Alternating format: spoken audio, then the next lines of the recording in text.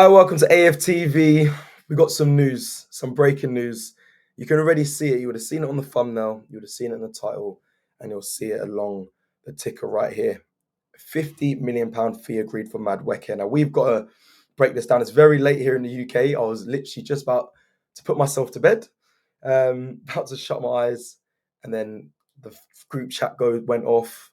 Notifications started buzzing off from Fabrizio, which we'll get into in a second.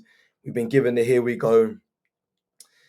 It went a bit wild in many of my group chats, but it's the news I felt like had to be delivered tonight. I know, listen, Mr. Transfer Daily himself, Robbie Lau, will be covering this as well on Transfer Daily, but I felt to get this video out as soon as I could possibly, because I think a lot of people have spoken on this news before it was confirmed.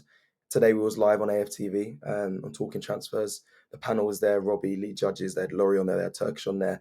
And I wanted to kind of get before we get into the news, just my stance on it quickly before we get into the news and see. I don't know, some people may agree with me. I doubt I'll have many people that lean to my side, because I felt like the anomaly in this situation, which is fine, because this is generally how I feel and kind of how I am. Anyway, I feel it's not like I'm trying to be different as well, like I'm going against the grain. This is just, for me, we're signing when was rumoured, we're signing a player that I think kind of came out of the blue for like a lot of money.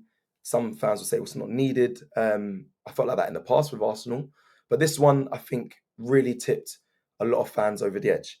For me personally, I'm going to be completely honest with you. Not a signing that was even on my list, if I'm being honest, not even on my radar that I was looking at. However, I believe the player is a good player, which some people have said.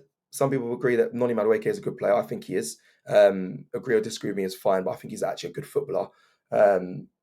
He's played for England, I think, around 7 times. He scored for England in the qualifiers as well.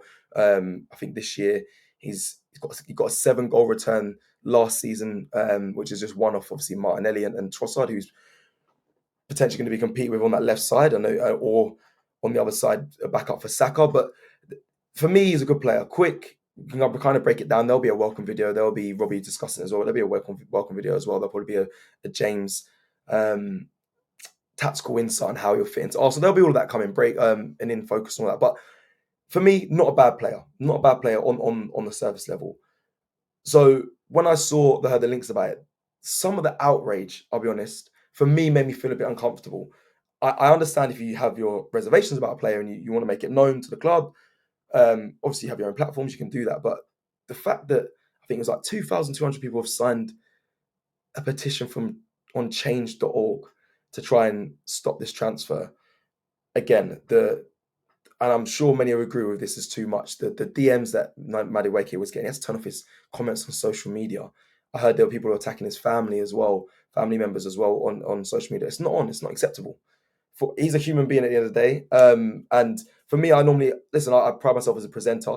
I know a lot of people that on AFTV, very good speakers and very good personalities on the channel and whatnot, and speak passionately about how they feel. For me, this is something I'm passionate about, is the abuse and the pressure that he was getting to just not sign for the club, which really was okay. You can like I said, make you feel your reservation, make them heard. But at the end of the day, he's now an Arsenal player, or he's going to be an Arsenal player. He got the here we go from Fabrizio, which I'll read in 1 second. He's here now. So what happens now? What happens now? Are you guys going to support him, or are you going to give him, which I think Robbie said on Talking Transfers today, he's going to be under so much pressure on every touch he takes. Now, whether you put that down to the player himself, which I think is ridiculous and ludicrous if you put it on him, or you put it on the club. If you put it on the club, I think the reservations and the frustration should go towards the club or people that are making the signings, whether it's Andrea Berto or it's Rick Arteta. That's where that energy should go towards. But some of the things I've seen online and directly to the player, when he is just trying to, I guess, better his career as a young player, seeing Arsenal's a step up, wanting the deal, of course, that is what I think I have to speak about. I think it's ludicrous. I think it's too far.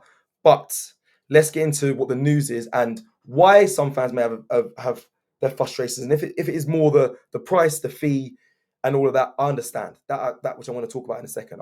I fully get that. If it's about the 50 million, Chelsea got him for 30 million, we're paying 20 million extra when he seems like a player he's not getting minutes. He's he's not favoured at Chelsea, and that money's being spent there when that money could have went maybe to another player.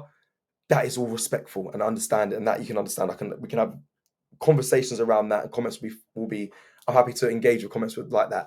I'm expecting to get a lot of pelters like I did on the live a couple of days ago because I'm not back in the signing. I'm just not completely angry and thinking that someone should be attacked because of something that's kind of really out of control. So it's what the club have decided to go with. So enough of that. First off, this video we've done that. We've cleared that. Let's talk. Let's go into it. Fabrizio Romano tweeted within the hour. He said, exclusive, Noni Madueke to Arsenal. Here we go. Famous words have been said.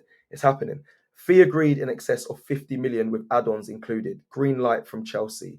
Madueke already agreed a 5-year deal at Arsenal days ago, and he's now set to complete the move. The winger leaves Chelsea to join Arsenal. Now, I know that the medical, I believe, has been booked already. Obviously, he's at the Club World Cup, which we're gonna talk about this in the full totality that it needs to be spoken about. So he's in the Club World Cup, which I always thought was going to slow down deals and not progressing, but clearly Arsenal have made a beeline for Noni Madueke and got it over the line pretty quickly. If I'm honest, I'm shocked by the speed of it. Didn't see this coming. Like I mentioned, not a player that I would advocate for. However, the club clearly want him. I think 50 million a 5-year deal is a lot. It's a lot of money. But from what I'm hearing, he's on £50,000 a week at Chelsea. I believe he's staying on that fee, on that weekly wage, for Arsenal. Now, my head might go a tiny bit if Arsenal offer him numbers like the number 14 and 10. And now, again, I'll always keep it respectful, but that will rattle me a little bit, I'll be completely honest. But he's going to be an Arsenal player. I have to question from the player's side. So if we look at it from the player's side, this move, he's currently not favoured at Chelsea. He's coming to Arsenal on the same fee. So he's probably maybe thinking, at first I thought, he's coming to a better club. Arsenal challenge for the title 3 seasons in a row, come second. Whether it seems like we're pushing now for a big season ahead, he might want to be part of that. But I also look at Chelsea and think, you just want a Europa League conference. Okay, nothing. That's not really spectacular. Whatever. You was part of that team. It's not massive, but you've qualified for Champions League, so it's not like we have Champions League football over you. So when I question ambition, I'm thinking, okay, well, you'd have been in the same competition as us next year, but you decided to come to Arsenal to then be a backup be a backup for Saka is what I assume is what this signing is for, or which seems might accelerate. We'll see in the next couple hours or days that Trossard might be on his way out. I think those rumours might pick up from what I know about from Martinelli's side and his team. Doesn't seem like he's going anywhere. So it seems like Trossard will be the one that might be exiting potentially because of this signing here. Our club may know that Noni Madueke might be in replacement of him because obviously Noni can play on the left and the right. But for me, his strength is on the right, cuts in, does that Saka finish, not to level Saka. I'm aware of that. But that he's good at that and has the pace to run in behind. So I'm intrigued to think, why would he come to Arsenal if he's going to be, when I believe, unless something's been told different to him, which Mikel Arteta may have done, that he'll be playing on the left. But again, frustrations from the fan base and a little bit from myself as well. If you're going to make the sign of 50 million on the left, you want to probably look at more quality. I've just seen Kudus go to Tottenham, who is on the right but can play. I believe can probably do it on the left as well. 50 million would have got him done. I think the question mark why he didn't come is because he probably doesn't. He wants solid game time. He probably could have got that if Noni Madueke is going to go on left. We could have probably got Kudus there. But like I said, Chelsea are in the Champions League and they're in the final of a Club World Cup. So the team's not a bad team. I'm questioning his ambition that why he's coming to Arsenal, unless he's been told something different, that he's going to get a significant amount of game time, which again, I'll be real, that will shock me a little bit because I think that there's other options out there that he could have went with for that fee. Like again, his weekly wage isn't going to change. It's not crazy money from what I'm hearing. 50 grand a week's not really going to dent anything or damage your wage structure. So that's understandable. But ambition wise, there's a World Cup next year. You want to push for that. I'm assuming the club have told him he's going to get significant minutes, which will shock me. But I'll be a little bit frustrated at that if I'm honest. But if Trossard goes, it makes sense. Arsenal making deals right now it doesn't make sense because of the fee, but I keep seeing Arsenal making signings for replacements of players that have left. So this feels like that might be the case if Trossard goes. Now, I'm going to read through some bits. I've got some bits here. All 6 forwards that Mikel has signed since taking over Arsenal. People, brace yourselves. Brace yourselves. Willian. Okay. An attacker that he signed since he's been here. Marquinhos. Yep, some of you may remember Marquinhos. He went on loan at Norwich. I think he's currently playing in Brazil. Gabriel Jesus, was a big fan of him when he came to Arsenal. Injuries now. Yeah. You know about Gabriel Jesus. Leandro Trossard, and Kai Havertz and Raheem Sterling. It's not a great list. Does well Mick Arteta getting in centre-backs and midfielders. No, it's not even Andrew, but it's Mick Arteta. But the forwards can be questionable now. Noni Madueke at 50 million or 52 million, I think it's around, on a 5-year deal. I spoke about Trossard. I will do just quickly, briefly, which came up online on X about the comparisons between him and Kudus. I mentioned Kudus earlier, that his shots on target rate is higher, his goals are higher, his assists are equal. This is like a return of the last season. Numbers are shots on target 1.5 over 0.8 for Kudus, 0.4 goals over 0.2 for Kudus, 0.2, 0.2 assists for each other. Chances created 14, whereas Kudus is 1.4 and Kudus is 1.1. And then Kudus, he's more, when it comes to crossing accuracy percentage, he's higher in that, and take-ons completed is higher than Noni Madueke, but take-on success percentage, Noni Madueke is a lot higher, and touches in the opposition box, Noni Madueke trumps Mohamed Kudus as well in that. So there's a bit of, I mean, whether you lot care about any of that or not, there's a bit of copium in the sense of that Noni Madueke, like I mentioned, I think people I've spoken with can understand and identify he's not a bad player. Chelsea fans are obviously having a bit of a laugh because I think some of them can't believe that we're taking another player from them, especially for that fee. I'm a little bit shocked by it. I'm not going to hide away from the fact that I didn't see this coming.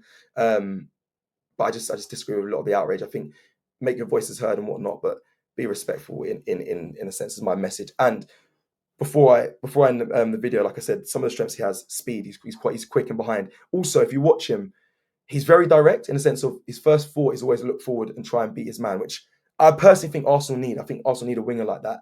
I just don't see him dislodging Saka. And on the other wing, I mean, I'm a fan of Martinelli, but yeah, I think Rodrigo is a bit of a pipe dream for a lot of fans. I think we really wanted that, but I don't know if that's going to happen.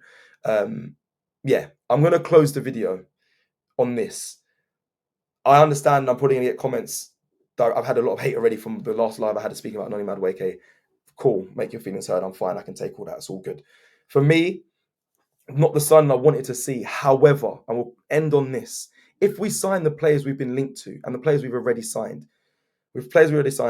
tick them off, and then we bring in a Gyökeres and Eze, who I'm, please Arsenal, please, Eze, and then potentially a Mascara, which I wouldn't even mind. And then I don't think we'll get Rodrigo as well, but if we do, are you going to be this outraged on this signing still? That's all I want to know. Someone will say yes, someone will say no. I want to get your thoughts in the comments below. If we get the rest of the signings that we've been linked to, are you still going to be as annoyed and angry at this signing? And who knows? Noni Madueke could turn out to be a really good signing for Arsenal. That is the breaking news so far. I'm going to reread it before we close. It's been a long video, but it's late. I had to get my point across. And I think many of the content creators and personalities and people and presenters will be getting their thoughts across the channel on this from tomorrow and probably the coming days. But let me finish by ending. Fabrizio Romano has tweeted exclusive. Noni Madueke. I've just lost the tweet, so bear with me 1 second. Noni Madueke to Arsenal. Here we go. Fee agreed in excess. Oh my god, I didn't realize that. In excess of 50 million, which I think with add-ons is included. I think it is actually 52 million in total. Green light from Chelsea. Madueke already agreed 5-year deal at Arsenal days ago, and he's now set to complete the move. The winger leaves Chelsea to join Arsenal. So that is the news. Let's hope some of the penny pinching and scrimping on certain fees for Gyökeres and whatnot is abolished. I feel like what I've heard is still positive. It's still looking like it's going to happen. Hopefully all that still does happen with Andrea Berta coming in and spearheading, a load of signings, not just this one, which I think has been overly fixated on. Let's look forward and hope more signings come in. But that is the news. Here we go. Noni Madueke to Arsenal. Take care, people. We'll speak soon.